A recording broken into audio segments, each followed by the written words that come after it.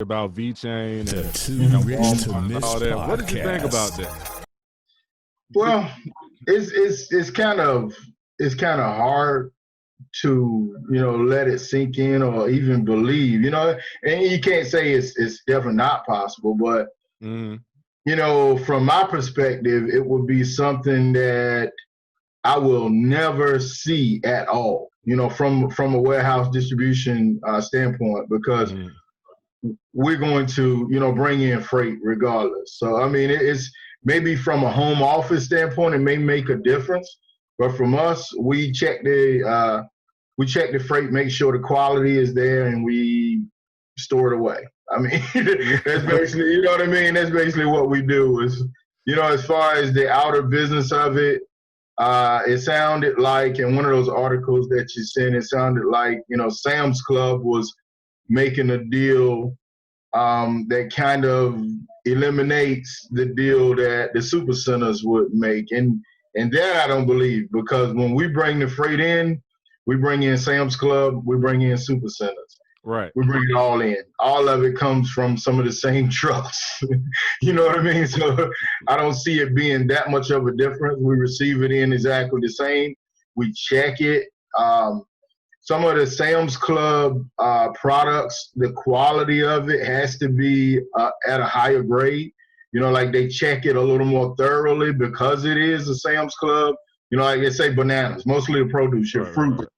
You know what I mean? Your bananas, your watermelons, things like that are going to be of a higher quality standard than, some of your super centers. Even though, all of it is high quality, but Sam's has a little bit of an edge when it comes to the quality, because they know what their customers want, and their customers buy things in bulk. So they want to make sure they keep the customers, coming back. So, but as far as, the deal with China and things like that, I have no knowledge of any of that information. Right. Which goes, and I guess my thought, and my thought more so is just from the use case standpoint of what VeChain says that they're trying to do. Is it practical? You know what I'm saying? Yeah, can that shit work? Because at the end of the day, because here's my thought, it's a cryptocurrency, and I own it. So one of the things that I was going to be one of my whole kind of points around this video that I was going to try to be doing with this one is to kind of go through some thought processes of, if I'm looking at a cryptocurrency and I'm looking at something like VeChain, and they're saying they can, one of their goals is to work with the help with supply chain management, through distributed ledger technology, and by having an internal blockchain, that the company has with all of the stuff on it, and authorized vendors can grab information in and out to make it easier to track your produce, let's say, from the farm to, you know what I'm saying, without having to log into 3 or 4 different systems. Right. You know what I'm saying? It was here, there, and everywhere. That's what they say. You know. Right. It makes sense. Yeah, it makes sense. And it makes sense on paper. And I guess I'm just trying to have a conversation of somebody trying to do my own research, DYOR as the term is called. And I would say, oh, well, hey, well, shoot, Adrian, where he's a supply chain manager, this company that's talking about this blockchain, all they talking about, they can do all of this. Let me talk to somebody and see, can they really do it? Know, is it even feasible? Yeah, definitely. I know it's possible, and I know it's going to be the future of it, really, because, you got to look at it. It's so many knockoffs in everything that you do. No matter what product you sell, you're going to have somebody out there trying to knock it off and make their own product off of it. So really what a blockchain does, it increases the fidelity of the product. So it gives you a chance to, know where it came from. And if it was skewed in any way, it'll be easily identified. Yeah. You know, we'd be able to tell if somebody screwed up the block because the information didn't come from this source. Right. You know what I mean? So, you know, it's almost like starting something and then letting everybody know that you just started it. See, now can't nobody really say, you know, they didn't know because you let everybody know. So if you try to steal it, people are going to say, "Oh man, come on, man," you know what I mean? Right. But you know, and this is better than what we've had in the past. You know what I mean? Anything we've had in the past, you know, you can think that you have a system, but then over the years, that system kind of fades away because a new generation comes along and they start something new with it. You know what I mean? Yeah. I can take you to an instance when I was a basketball coach. I was coaching little basketball league over in Newport News, and I remember I picked up a couple of players and I was taking them to the basketball game. And in the car, this was way back in the days, man. You imagine like in what, early 90s, mid 90s, something like that. So I'm playing Rick James. I'm playing Super Freak. The music playing in the background. Well, you know, Super Freak, we're jamming, right? I got the players and we're going. Right. And next thing you know, one of the guys said, "Oh, man." He said, "Man, that guy stole MC Hammer's song, man." I said, "What?" Well, you know, the point that I'm making is, you know, over the years, when a new generation comes along, their mindset of what they know, you know, it changes compared to what we already have put in place. You know what I mean? So copyright infringement, of course, we know that wasn't MC Hammer's song. That was actually Rick James, but they never heard of Rick James. You see what I'm saying? So I'm saying the same thing with blockchain. Over the years, you know what I mean? Who's going to care that it came from this source if we got another source that's just as good or better? You see what I'm saying? If I create a product that's better than a Louis Vuitton, then you know what I mean? Now I started off as a knockoff Louis Vuitton, but now my product is actually a better grade. I've actually increased, you know, my visibility. I increased my client base. Everything is increased. Now I can do whatever I want to do, even though I started off as just knocking off other products first. You know what I mean? Right. So, you know what I mean? So over time, each product can still gain its own credibility as it goes forward. You know what I mean? So, you know, and as far as doing it in a supply chain like that, I see some of the importance of it, but, you know, I don't know what it'll look like in longevity. You know what I mean? I don't know what it'll look like going forward, though. But, right. Of course not. Yeah. I mean, and that's really one of the kind of the whole points of, you know, kind of the whole points of the conversation. You know what I'm saying? To even see if it's just to even see if the viability of it. You know, because one of the things in cryptocurrency right now is there's a lot of what they call shit coins. You know, I mean, and it's kind of like penny stocks. You know what I'm saying? It's just people running game. You know, in cryptocurrency they call them pump and dumps. And the short translation of it is they'll put something out that looks like it's good, and once the price pumps all the way up, they'll just dump it because they know that there's no real value there, there's no real product there, there's no real use case there. You know what I'm saying? Right. Okay. But the products the products that do have good use cases, those are the ones that pop. You know what I'm saying? And that maintain, you know, after they pop, because they actually got some real things going on. So one of the whole points of this video is to be putting things out along the lines of doing your own research, you know, which is what people should be doing. For example, there's this thing that came out that just happened. It literally just happened this week that just passed.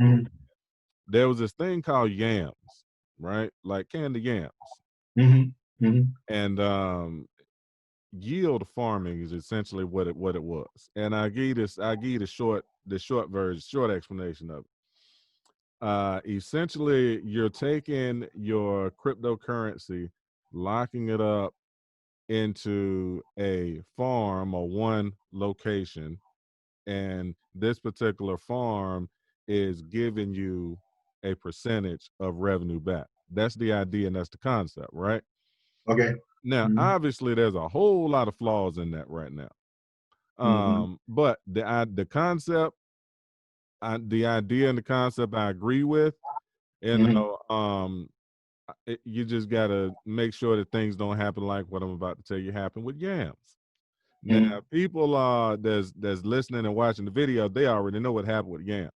But this thing came out, and I think in about 2 days or 3 days, this thing accumulated about $500-600 million in capital that was locked up on the quote unquote farm, right? And like I said, once again, the concept makes sense, and I'll tell you about something else that's happening later on here in a minute.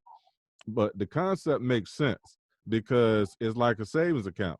You know what I'm saying? If there's projects that you know you're going to be holding on to, you know what I'm saying, and these particular projects don't have any type of staking, which is like savings account pretty much, but you're essentially holding the crypto on the network. It helps to secure the network. It can be used for liquidity, you know what I'm saying, and all of this other type of stuff, right? And they hit you back with money on top of that. So once again, think of a savings account. But but I said all that to say yams, they came out and they openly said that the code had been unaudited. Red flag number one. Your code has not been audited on a test net before you went live on the main net. Red flag number one.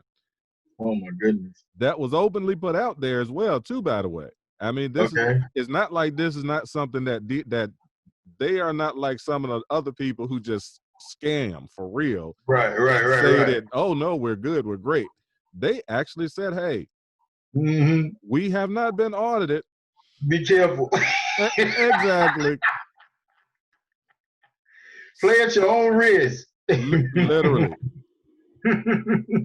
$600 million, man. My goodness. $600 million worth of doggone 600, man, and it tanked. Because what happened, obviously, is they found a flaw. They found a flaw in the code. Oh, of course. And when they found a flaw in the code, they pretty much realized they couldn't fix it to get, without getting into all the technical nonsense of it. Long story short, it was a major bug that could not be fixed. And everybody pulled out. Well, no, that's the part that's the worst part. Everybody couldn't pull out. Everybody couldn't pull out. Their money was lost. They was locked in. They were locked. Oh my goodness. Yeah, they were locked in. And lost. Now, who's going to jail for this? Well, we shall see. We shall see, man. I'm pulling up the chart right now. I'm gonna show it to you. Hey, what episode of American Greed is this going to actually show up on? Man, you know what? It's gonna come on. It's gonna air soon. It definitely is, man. You know what I'm saying? Because this thing, this thing is like insane, and it is actually still. Hold on, let me come back over here and share my screen here. This is crazy. And once again, and this still goes into what we're talking about with this whole conversation.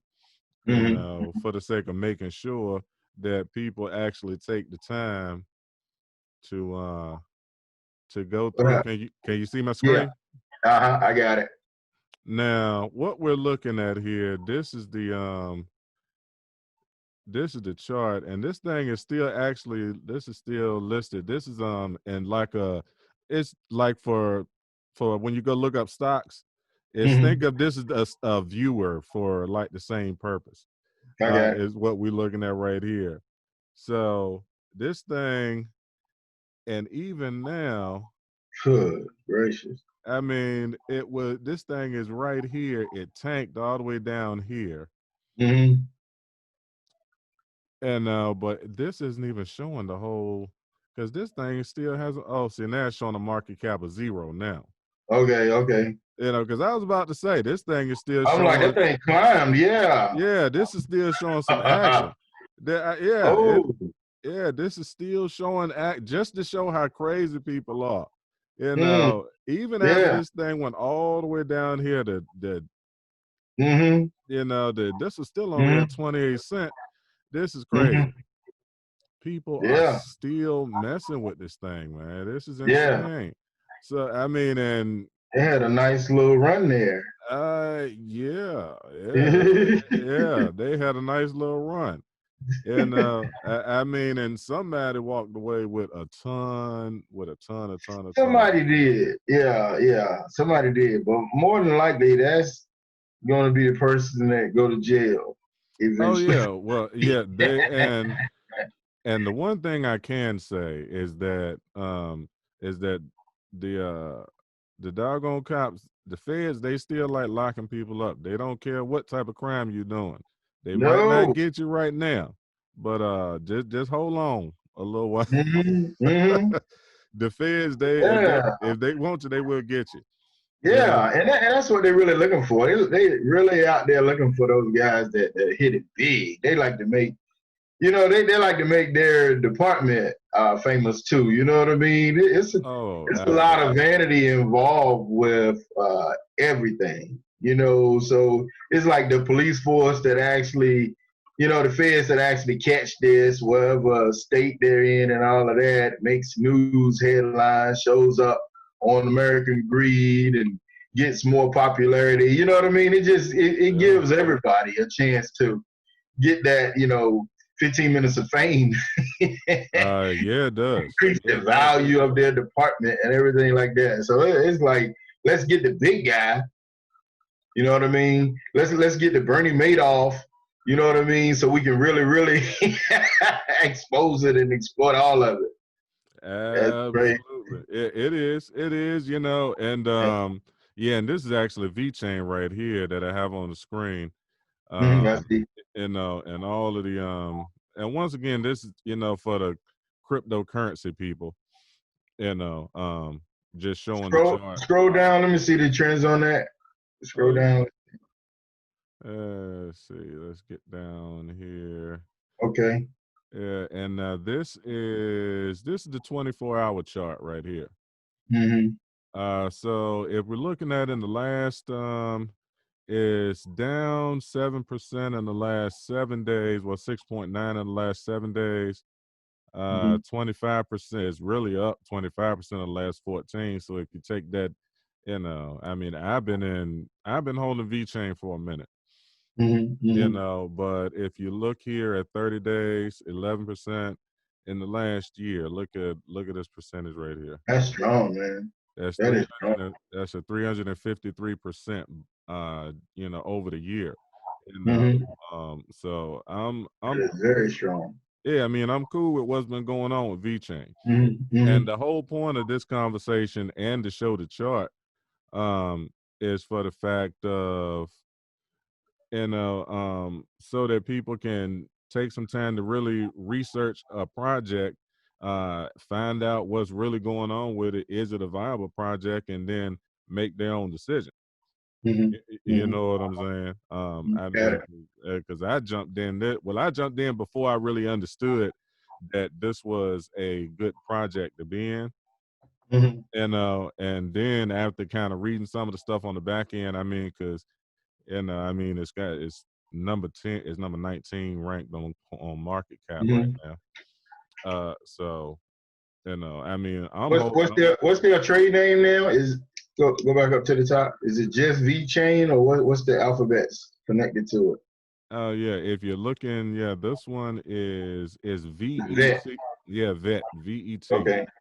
And once again, and this is a cryptocurrency, and since this is a video that I actually am going to put out, just for the sake of disclosure, just got to say this just for disclosure. Everything that's being said in this video is not financial advice. You know, you do DYOR. The purpose of this video is to show an example of doing your own research so that you can make a decision for yourself. This video is not meant to, be any type of financial advice. You know, if you buy it and you win, that's you. If you buy it and you lose, that's you. So and everybody on YouTube know we just got to say that just for the sake of saying that. Or as there's this one crazy guy over in Sweden has been in the space for a long time. He's called himself Ivan on Tech, right? He's a developer and has a school with insane number of people in there. But anyway, he always says, make sure you have your big boy pants on. So so that's the whole point of saying said all that to say, So and full disclosure, just like I said earlier in the video, I do own VeChain. You know what I'm saying? But I mean, but it's a crypto. It's their cryptocurrency. I mean, and I've been holding it for a minute. I'm cool with it, and that's just what it's, I mean, that's just what it's been doing. I mean, and hey, Right. I'm cool with what it's been doing for me. You know what I'm saying? Now, as far I know, like you said, we're not talking about giving advice and things like that.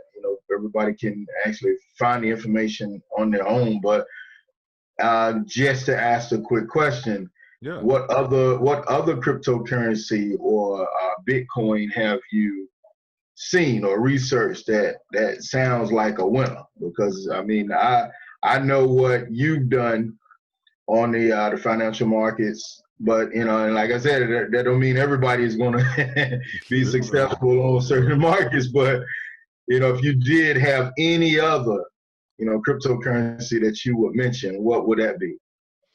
I mean, honestly, man, if I would have just really put one out there, the one that's really intriguing the most to me right now, and I actually did just get, I actually got a little bit of it. Well, I go to the obvious one that I still think is good that everybody been talking about, and it won't be a too major of a thing. Because there's a lot of people out here who they do what they call they get paid to promote certain coins. So some channels will actually they'll buy a bunch of coins and then they'll promote it and then they'll dump it on their followers. And if people aren't actually taking the time to to do their own research, to kind of think about, does it have a use case? What does it do? Can it do anything? You know what I'm saying? I mean, you know what I'm saying? Because it's like this one, for example, which this is one that everybody knows about. This kind of came up that has done very, very well. This has been a real good one. Chainlink. Now, Chainlink, essentially, long story short, Chainlink pulls in data from different sources from the blockchain. It pulls data into the blockchain from non-blockchain sources. They call it an oracle, right? Okay. So, long story short, it's a connector. Okay. So if a blockchain if we're talking about, just random example, just gambling, for example, just because I can't think of nothing else at the moment. But if there's a gambling site and it needs to pull in the scores, okay, you know what I'm saying? The scores are on whatever database they're on. Chainlink is the link, can pull that data, secure it, and dump it into the blockchain. Got it. And it does that in a fast and secure manner, and it's like at the top of the pile of what it does with that. And so this one is insane. Now and like it. yeah, I mean, and you can just look at what that's been doing. You know what I'm saying? Wow. Yeah. Wow. You know, so Look at that year to date. yes. Yeah. Exactly. You know what I'm saying? And we just and we're just and the reason why another reason I want to put videos out like this too is, you know, as we're about to get it, we are just now about to get into the bull run. You know, Okay. we about to get into the next bull run. It's kind of like this, you know, and we can relate, and we both can remember this. You remember when the internet first came around? Mm-hmm. Dial up. Absolutely. Uh-huh. Absolutely. AOL and all of that. MySpace. Oh God. Yes, MySpace. Yeah. And would you have ever thought then, back in doggone, what was that, 96, 97? Somewhere in there. You know, way back. Here's the thought though, but would you have thought that we would be able to do now what we're doing now back then? Well, I think I did. I think I did because everything that we was doing without knowing how to do any of it, without knowing any code or anything like that, it was frustrating. Yep. You know what I mean? And anything that you see as being frustrating, somebody else is also frustrated, and some smart people are going to get together and they're going to figure out how to make it better. You know what I mean? So it's like once they open up our mind waves to see that, you know, the possibility is endless. I knew that somebody else would say, how can we make this better? How can we make it faster? How can we make it, you know, how can we make more money off of it? How can we get more investors involved with it? You know what I mean? Because they think like we think. You know, as entrepreneurs, they think like we think.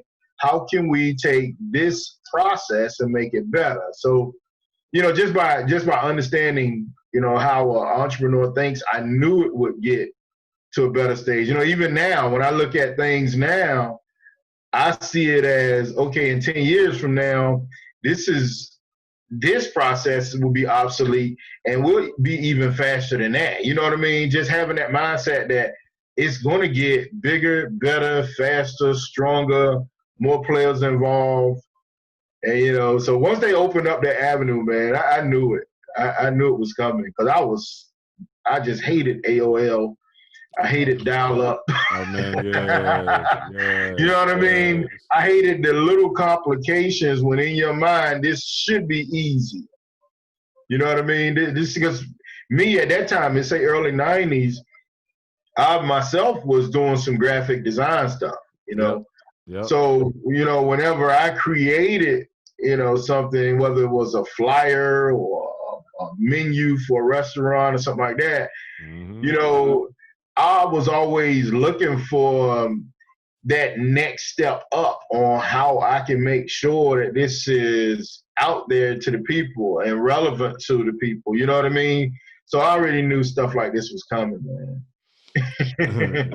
Yeah. Because I tell you, but I said that to make that comparison to say, you know, the cryptocurrency market as a whole right now is now what the internet was in the time of dial-up. Mm-hmm. Got it. You know what I'm saying? It's in its infancy. We all know that it can be better. You know what I'm saying? Because now when you're looking at things, it's like, oh yeah. Yeah.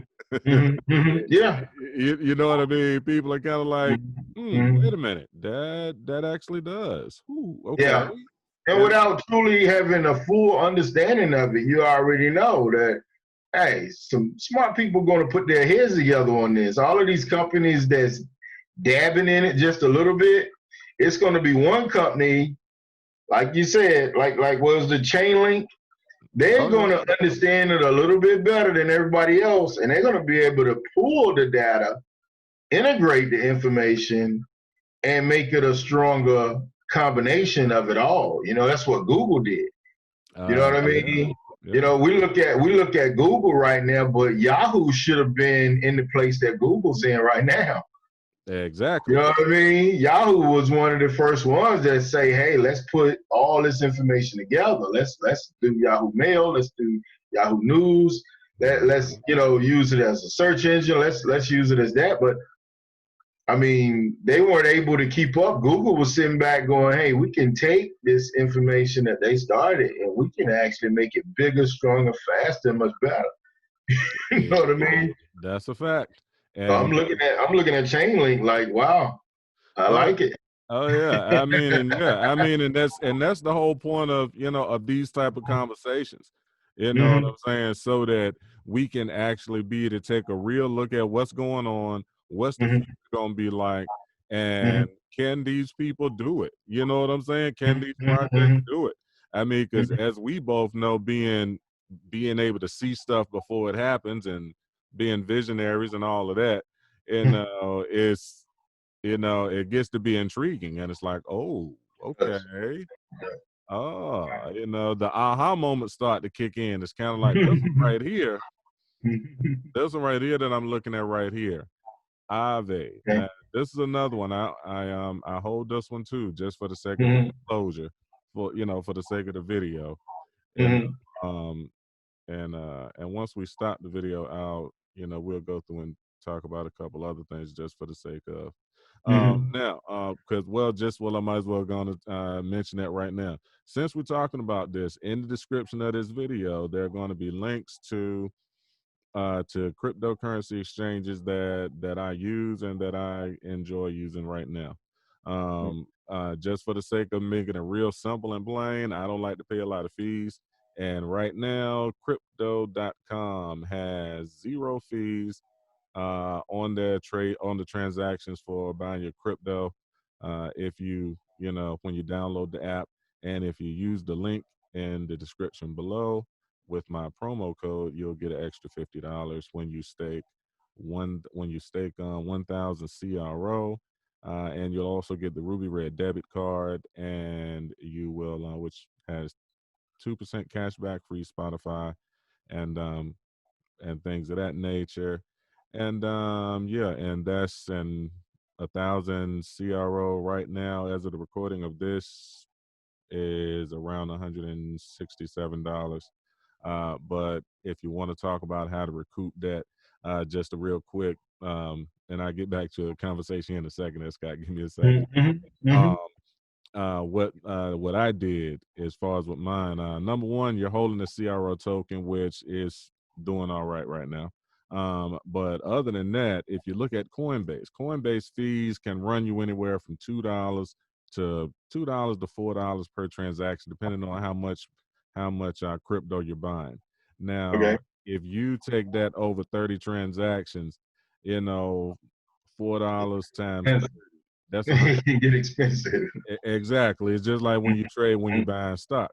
One of the things that you learn when you buying stock is you want to be mindful of the commissions. Right. Absolutely. Because the commission cuts into the value of what you're actually buying. It cuts out a part of that equity. But every time it becomes overhead. Yeah. Exactly. So with the way that I use crypto.com right now is while they had this going, and yes, they do have some, they have a certain limits, minimums as far as, coins that you can buy, which so most of the time you got to spend at least $30, $40, something like that. So, I mean, you can't go over there and spend $2. Got it. I'm saying. Right, but most people that but yeah. So, but anyway, the whole point is, if people think about it, you buy your coins over there. They got 55 plus coins over there. Most of the ones that are safe. You know what I'm saying? The ones that are pretty safe over there.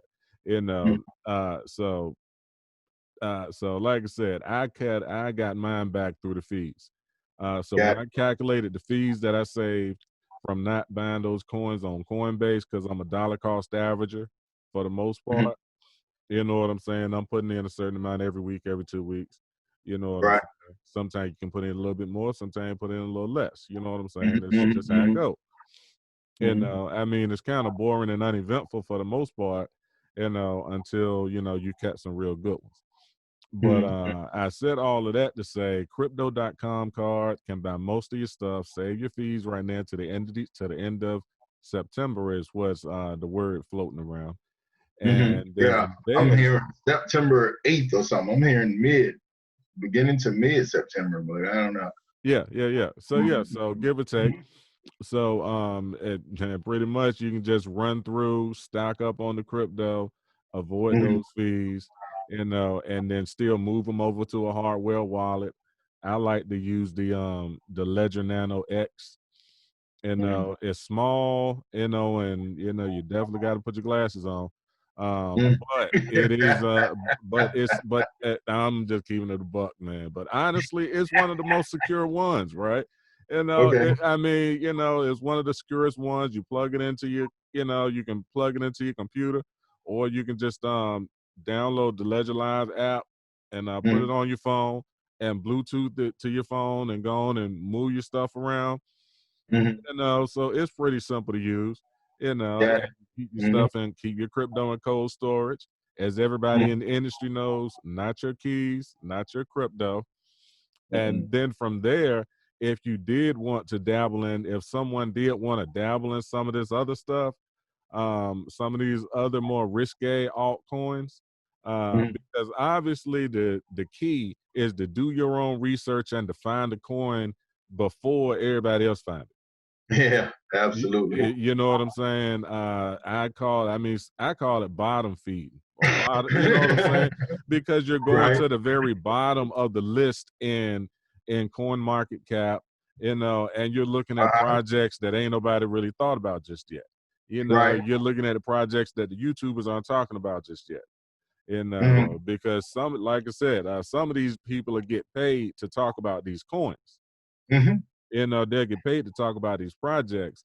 And I don't mind. I'm not against being paid to get to talk about a project, because I'm gonna tag everybody in this video, True. yeah, because it's not bad to talk about solid projects, Right. and as newer people are coming into the space, we don't want people to get turned off because they picked the shit coin because they just didn't know. You know what I'm Right. saying? And there's plenty of common sense involved. It all applies. It's just about doing it a different way. Now I'm gonna tell you Right. the cool thing about Aave. The coolest thing about Aave is they are trying to tokenize mortgages. Wow. Well, not that's the wrong term. Not tokenize it, but essentially they want to take mortgages to the blockchain. Okay. So think about it like this. And there's an article. Here we go. Lending protocol. Yeah. Tokenized mortgages. Now, think about this. We have both bought homes. Right. It's not a very quick and easy process. Definitely not. Definitely not. I mean, good God. Look, I mean, shoot, once you get to the closing, good God Almighty. Lord have mercy, man. I got so tired of signing my damn name. I was like, yo, couldn't they? We should have bought a fucking stamp or something in there, man. Because it was the paperwork just at the signing part was the whole process was what can be something. Right. And granted, you enjoy doing it because you're buying a house. Right. So that's cool. But on the same token, the paperwork is a mess, and getting the mortgage is a mess. And once again, we talking about when all goes right and your credit is straight, and you don't have to, and there not any errors and all this other stuff. Right. Essentially, trying to pretty much streamline the whole process. And because if we're talking about blockchain technology, tokenizing the mortgages, we're talking about eliminating closing costs. Yeah. I haven't read this whole article, but And I think about it like this too. And it doesn't take a rocket scientist to know or to realize that the current currency, dollar, is not value is not going to be the same going forward. Right. Right. Right. And people are going to be flocking to something else. And once it starts to really get out that there are solid projects over in the decentralized space that are not scams, that are not pump and dumps, that are not on none of that BS, but are on something real, and something like this actually works, can you imagine when people realize that as opposed to leave your money in the savings account, I can buy some Aave tokens, stake them somewhere, and then, or stake them right on their network, probably, because I'm not sure about this staking, but anyway, well, stake them somewhere, for example, which is just pretty much saving, and then they giving you a higher percentage than your bank. Crypto.com, for example, if you're when you're staking their coins, they're giving you anywhere from 12 to 16% annually. Wow. So, and the coin's price doesn't fluctuate, hasn't been fluctuating that much. Now, granted, I've been holding it for less than a year, but I mean, I was locked in at like 12% because I only did a short period of time. But we talking about 12%. And tell me a bank you can go to. Nowhere. Nowhere. You don't even have to finish that statement, Rich. Not anywhere. You will not find anywhere close to 12%. Now, take the one off the front. Take the one off the front of it. You get 2%. How about it? I mean, because and I'm in agreement with you. And see, and here's the thought. Now, just think about when the masses of people realize that there are solid projects that are actually going to be doing just that. You know what I'm saying? I mean, now granted, this is just, they ain't even talking, they just released a statement pretty much. So once again, let's just give the full benefit of the doubt. Now, think about this, right? Decentralized money market Aave has released specifications for version 2 of his protocol as the project eyes $1 billion locked under contract. We'll just leave that for the people to sink in for a minute. Aave will partner with real estate tokenization firm Real IT to bring some home mortgages to DeFi. Now, nobody return no questions right now, right? No answer the questions. But let's just give for the benefit of the doubt. If they got $1 billion under locked under contract right now, if they liquid $1 billion and credit-worthy people come in there and they just even do FHA standards and just have people to do 3% down, 5% down, you know what I'm saying? And just, like I said, just regular FHA, you know, 660, 670 middle score, something like that. You know what I'm saying? Or, you know, do a little sliding scale for people who might be in the upper fives. Can you imagine how many people are going over there to get a mortgage, to buy a house? Right. You know what I mean? You knew this was coming too. You know, this was another thing that, you know, you can look at it and almost tell that any process like that, you know, the big guys are going to eventually step up the fastest. So, you know, when I look at something like this, I still don't look at it as something like the everyday person is really going to get the best or get the best out of it. They're going to get stuff that the big time investors didn't want, you know, because it's happening right now. You know, when, like, let's say my wife and I was in Virginia Beach last month, actually, and looking at, you know, properties, you know, looking at maybe a property that we could use for my mother-in-law and also use it, you know, as an investment property going forward. But at the same time, you know, talking to the realtor and seeing how you know, quickly things move in the Virginia Beach area, he was saying that, you know, a lot of these are gone in a day. You know what I mean? If it's a good investment, you have people, you have the sharks out there that's swallowing up, you know, opportunities that the average person, you know, won't be able to financially or, you know, administratively, the paperwork wise, you're not even prepared to jump on, you know, some of the things that the big sharks are actually doing. So, and they're the type of people that's watching and listening to the companies, like you say, like a Aave, and they're able to streamline the process, make it so much quicker, and they're buying properties within a day or two time. They're not going through all of the other rigmarole that everybody else would have to go through that just wanted a house for themselves. You know what I mean? Exactly. You know what I mean? So it makes sense from an investor standpoint, but you know, I don't know whether the average person will get a good deal out of it. Well, you know, I do feel you, and I totally agree with you, because it's got to be some forward thinking people, you know, or people who actually have you know, who have been having their money right, you know, and well versed on the information. They got to be forward thinking, like you say. Yeah, that's true. You know, so you definitely got a point, you know, but I think about with something like this, you know, this type of thing, if it moves with the swiftness that I'm thinking about, because I think about the whole back end process and of being able to pull in the data.